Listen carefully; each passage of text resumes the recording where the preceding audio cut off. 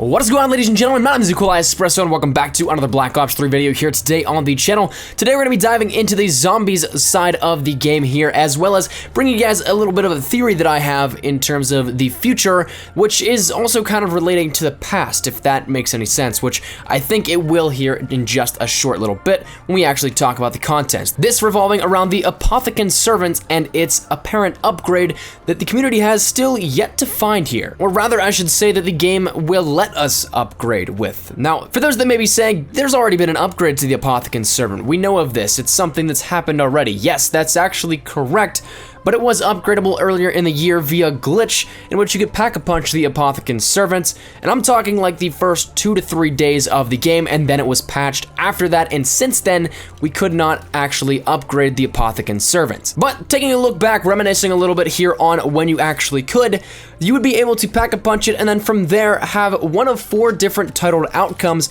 for the Apothicon servant, and we'll get to why in just a few seconds. But after those 2 to 3 days, the glitch was patched, and ever since, the hunt has been on to figure out just how the quest would go to actually upgrade it normally. That quest ended up being a wild goose chase, as we found each different part, from the cocoon spawn to the black marble heart. All the variables that were in game were there. Some could be manually spawned with mods, others were random occurrences, but the one part that was missing was the trigger, the one singular event that would allow the players to be able to trigger the upgrade process, or even the quest in general, I should say, was removed entirely from the game, which begs the question as to why.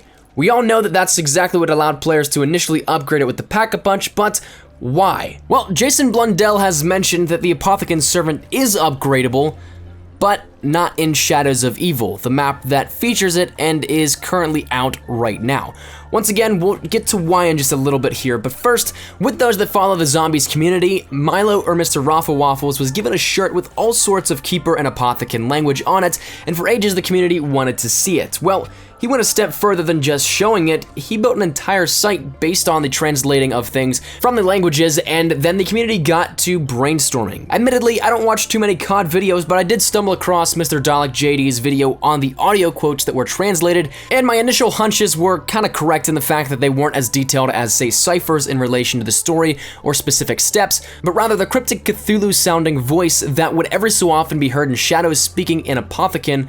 It was the audio files that denoted parts of the quests. That's a lot of what people thought in the zombies community as well. But the takeaway from the video was that there are 4 listed different variants for each player, and they each got a different greeting for when the quest step was enacted, which also denotes that there was a linear quest in terms of those quotes. Now, whether or not that is specifically for Shadows or that's just game code that bled over, that is something entirely different. But if we can't do it in Shadows, well then where can we? This is a working theory that I've been now thinking about for quite some time, but I'd be willing to bet that this actually ties in directly with DLC 4, the final coup de grace and battle to see if Primus will fail, in which I actually have another giant theory with that, but we'll talk about that in another day perhaps. But the lore and backstory from Black Ops 3 seems to continually point to one battle coming in the future at the end to finish it all off, to rid the universe and the forces of the Apothicons. From Der Eisendrache, we have a series of 4 paintings during the Wolfbow upgrade quest.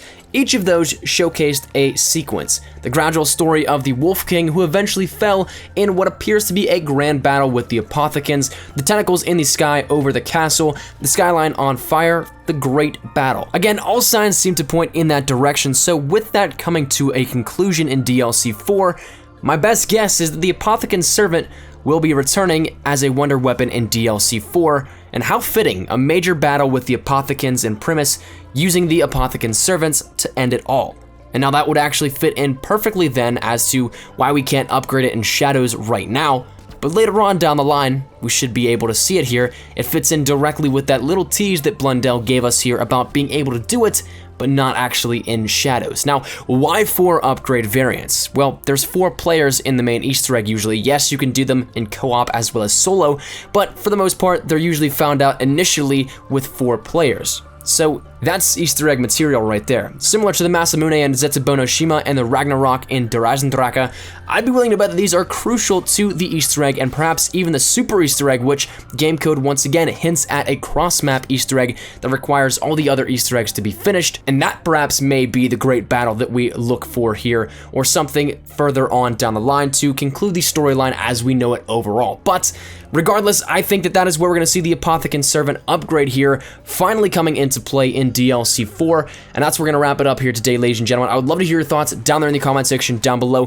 Do you guys think we'll be seeing the Apothicon Servant return in DLC 4 for the great battle, or wherever we end up going here with it, and why then that would make the Apothicon Servant upgradable, but not in Shadows of Evil? Love to hear your thoughts down there in the comment section down below. But thank you guys so much for watching. If you guys liked the video, be sure to have a like rating down below, and if you guys are new to the channel, make sure you subscribe. We're on that road to 40,000 subscribers, so every little bit does help and is, of course, greatly appreciated. But mine's been Nikolai Espresso. I'll see you guys later. Take care, and peace.